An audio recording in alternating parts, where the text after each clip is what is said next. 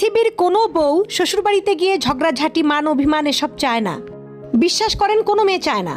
যদি কখন দেখেন কোনো বউ ভীষণ ত্যক্ত বিরক্ত হয়ে গেছে, ছিটমিট করে সবসময় সারাক্ষণ শ্বশুরবাড়ির মানুষদের উপরে ঝগড়াঝাটি এবং মেজাজ খারাপ করে, তাহলে ধরে নেবেন বিসমিল্লাহটা খারাপ ছিল।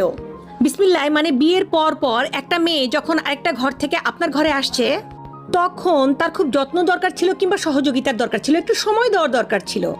শুরুর দিনটা একটা বড় একটা রুই মাছ এনে দিয়ে আপনি বললেন কাটো, শুরুর দিনটায় 20 জন মানুষের জন্য বলেন চা করতে দাও। আরে ভাই সময় দিন না, একটা মানুষের কোনো একটা নতুন জায়গায় ভালোভাবে সেট হতে তো সময় লাগে।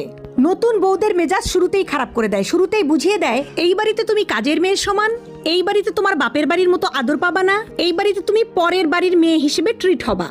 যদি তাকে বোঝানো হয় যে এটা তোমার সংসার, তোমার বাড়ি, সবকিছুতে তোমার অধিকার আছে, এমনকি আনন্দ বা বিশ্রামেও তোমার অধিকার আছে, তাহলে দুনিয়ার কোনো মেয়ে ঝগড়াঝাটি করতো না। কিন্তু আমরা শুরুতেই মানে ওই